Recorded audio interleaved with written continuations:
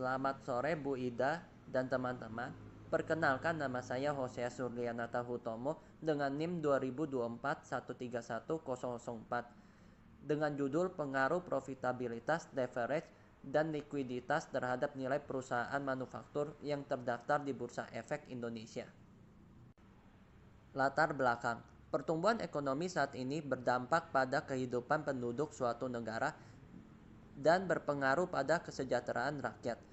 Salah satu meningkatkan perekonomian Indonesia adalah dengan cara berinvestasi. Tujuan utama perusahaan secara tidak langsung mendukung peningkatan pertumbuhan ekonomi. Semakin tinggi keuntungan yang diperoleh perusahaan akan menghasilkan nilai perusahaan yang baik dan menarik bagi pemegang saham. Sebuah perusahaan tentunya memiliki tujuan utama perusahaan, yaitu untuk mengoptimalkan nilai perusahaan. Nilai perusahaan merupakan kinerja perusahaan yang dicerminkan oleh harga saham yang dibentuk oleh permintaan dan penawaran di pasar modal, yang merefleksikan penilaian masyarakat terhadap kinerja perusahaan. Nilai perusahaan sangat penting karena dengan nilai perusahaan yang tinggi akan diikuti oleh tingginya kemakmuran pemegang saham. Pentingnya nilai perusahaan membuat investor dan kreditur semakin selektif dalam berinvestasi maupun memberikan kredit kepada perusahaan. Nilai perusahaan akan memberikan sinyal positif di mata investor untuk menanamkan modal pada suatu perusahaan, sedangkan bagi pihak kreditur nilai perusahaan mencerminkan kemampuan perusahaan untuk membayar utangnya, sehingga pihak kreditur tidak merasa khawatir dalam memberikan pinjaman pada perusahaan tersebut. Identifikasi masalah. Untuk menyelesaikan masalah yang akan dibahas pada bab-bab selanjutnya, maka diperlukan identifikasi masalah, sehingga hasil analisis selanjutnya dapat terarah dan sesuai dengan tujuan penelitian. Dari latar belakang yang sebelumnya telah dipaparkan, dapat diidentifikasi permasalahan-permasalahan yang muncul dalam penelitian ini, yaitu nilai perusahaan manufaktur subsektor konsumsi mengalami fluktuasi pada tahun 2015 sampai 2019. Penurunan nilai return on asset pada sektor manufaktur terhadap nilai perusahaan berdampak pada minat investor dalam berinvestasi. Nilai debt to equity ratio yang tinggi mengakibatkan peningkatan rasio sehingga berdampak pada nilai saham. Penurunan nilai current ratio pada sektor manufaktur terhadap nilai perusahaan berdampak pada minat pembelian saham.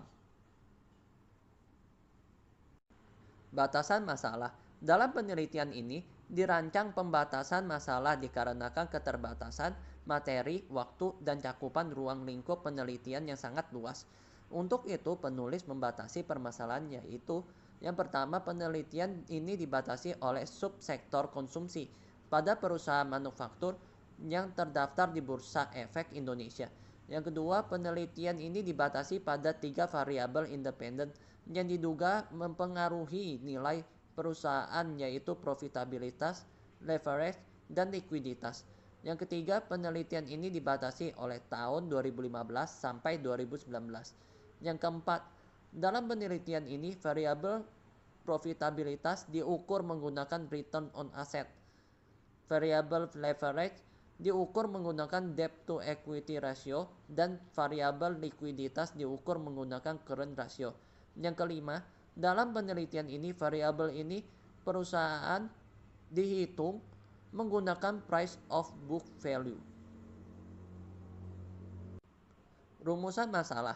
Berdasarkan latar belakang yang telah dikemukakan di atas, maka perumusan masalah dalam penelitian ini adalah apakah return on assets berpengaruh terhadap nilai perusahaan? Yang kedua, apakah debt to equity ratio berpengaruh terhadap nilai perusahaan? Yang ketiga, apakah current ratio berpengaruh terhadap nilai perusahaan? Yang keempat, apakah return on assets, debt to equity ratio, dan current ratio berpengaruh terhadap nilai perusahaan?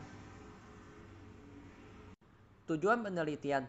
Berdasarkan latar belakang yang telah dikemukakan di atas, maka perumusan masalah dalam penelitian ini adalah return on asset berpengaruh terhadap nilai perusahaan manufaktur yang terdaftar di Bursa Efek Indonesia. Debt to equity ratio berpengaruh terhadap nilai perusahaan manufaktur yang terdaftar di Bursa Efek Indonesia. Current ratio berpengaruh terhadap nilai perusahaan manufaktur yang terdaftar di Bursa Efek Indonesia. Return on asset, debt to equity ratio, dan current ratio berpengaruh terhadap nilai perusahaan manufaktur yang terdaftar di Bursa Efek Indonesia. Landasan teori. Menurut Gary tahun 2018, laporan keuangan yang lengkap biasanya meliputi neraca, laporan laba rugi, laporan perubahan posisi keuangan. Di samping itu juga termasuk schedule-schedule dan informasi tambahan yang berkaitan dengan laporan, misalnya informasi keuangan segmen industri dan geografis, serta pengungkapan pengaruh perubahan harga. Jenis laporan keuangan.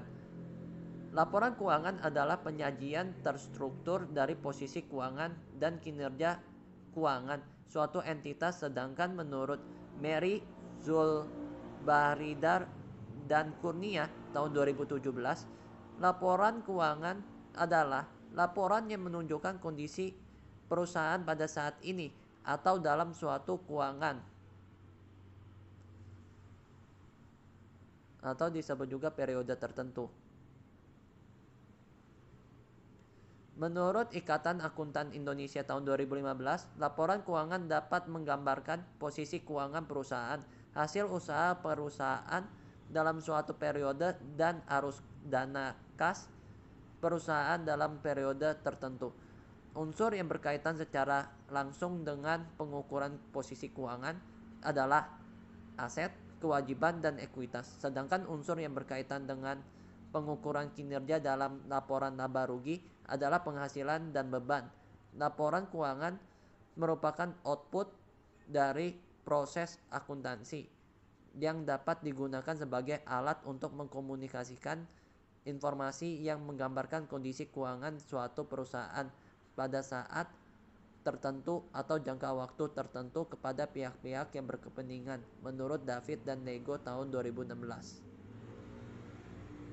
Tujuan laporan keuangan. Tujuan laporan keuangan menurut Ikatan Akuntan Indonesia tahun 2015 adalah sebagai berikut: memberikan informasi tentang jenis dan jumlah aktiva atau harta yang dimiliki perusahaan pada saat ini, memberikan informasi tentang jenis dan jumlah kewajiban dan modal yang dimiliki perusahaan pada saat ini, memberikan informasi tentang jenis dan jumlah pendapatan yang diperoleh, memberikan informasi tentang jumlah biaya dan jenis biaya yang dikeluarkan perusahaan dalam suatu periode tertentu, memberikan informasi tentang perubahan-perubahan yang terjadi terhadap aktiva, pasifa, dan modal perusahaan, memberikan informasi tentang kinerja manajemen perusahaan dalam suatu periode, memberikan informasi tentang catatan-catatan atas laporan keuangan,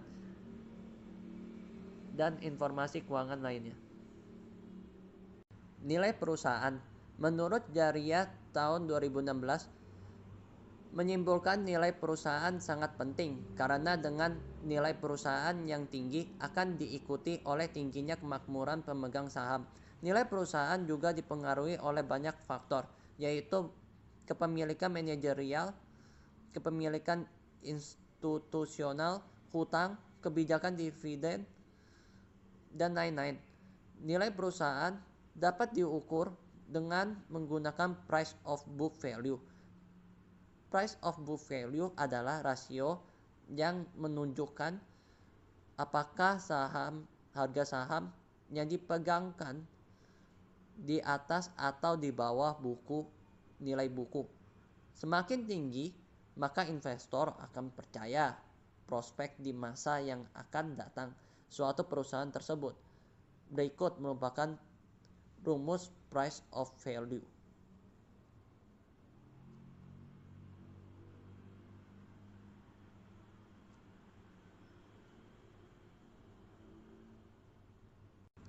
Profitabilitas. Menurut Rumoli, Murni, dan Untu, tahun 2018 mengatakan bahwa ada 3 rasio yang dapat digunakan dalam rasio profitabilitas, yaitu profit margin, return on asset, dan return on equity. Profit margin mengatur sejauh mana perusahaan menghasilkan laba bersih pada tingkat penjualan tertentu. Rasio profit margin yang rendah dapat menunjukkan ketidakefisienan manajemen. Return on asset menunjukkan seberapa besar kemampuan perusahaan menghasilkan laba dengan return yang dihasilkan perusahaan bagi pemegang sahamnya. Sedangkan return on equity mengukur tingkat return yang dihasilkan perusahaan bagi pemegang saham. Untuk lebih jelasnya mengenai perumusan rasio profitabilitas tersebut sebagai berikut.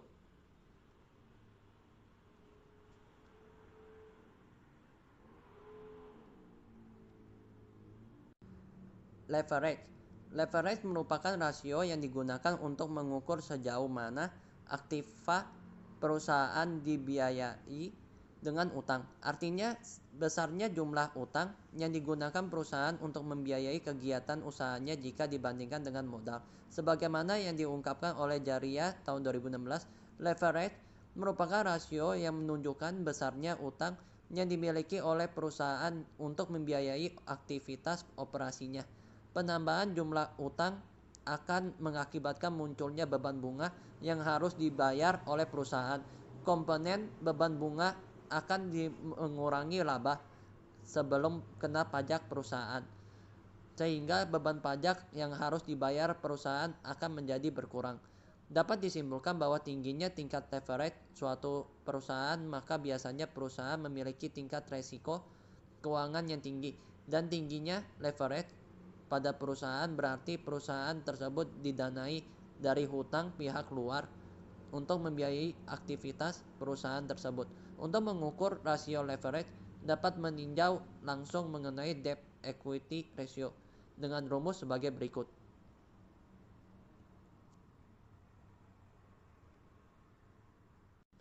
Likuiditas.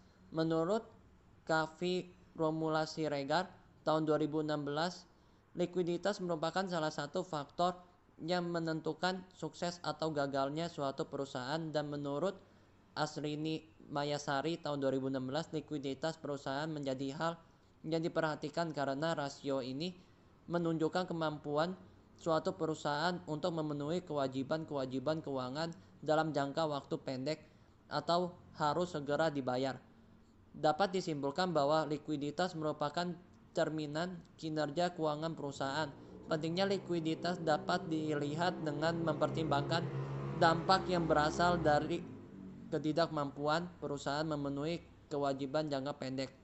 Tinggi rendahnya tingkat likuiditas perusahaan dapat ditunjukkan oleh aset likuid yang mudah dikonversi menjadi kas, diantaranya kas, bank, piutang, surat-surat berharga, dan persediaan. Dengan aset likuid ini dapat digunakan oleh perusahaan dalam memenuhi kebutuhan operasionalnya. Berikut rumusnya.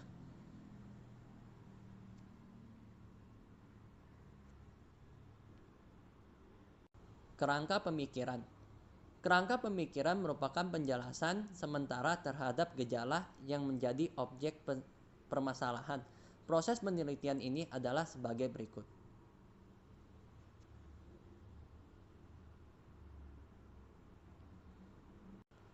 Hipotesis.